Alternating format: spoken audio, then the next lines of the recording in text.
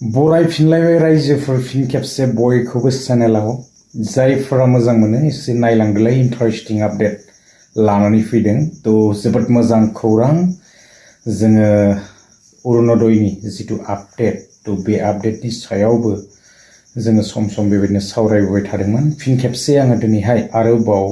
अरुणोदयनि सायाव सुंद'यैनो आपडेट्स लानानै फैनाय जाबाय थ' मामायाहाय समखौबो फोसावनानै होखाबाय बेसेबां टाइमाव मोनगोन माने टाइमखौबो डिक्लेयार खालामनानै होखाबाय आरोना थ' फैबाय थानाय जिथु 10 मार्चआवहाय मोननो थांगासिनो आरो टाइमखौ मामाया फोसावनानै होखाबाय जोबोद मोजां खौरां आरो रोजा रोजा बा लाख लाख आइजोफोरनि एकाउन्टाव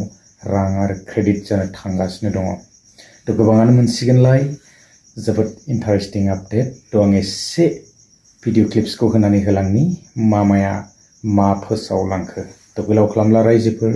आपडेट्सआ बेसेखिनियानोमोन थ' नेनानै थादो सम सम बेबायदिनो भिडिअ लाबोबाय थागोन गोजोन्थों बाबा অহা 10 মাৰ্চ ৰাতিপুৱা 11 বজাত 10 মাৰ্চ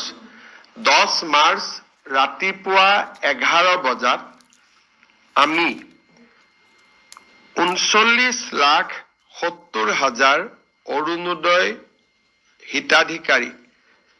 9,000 টকা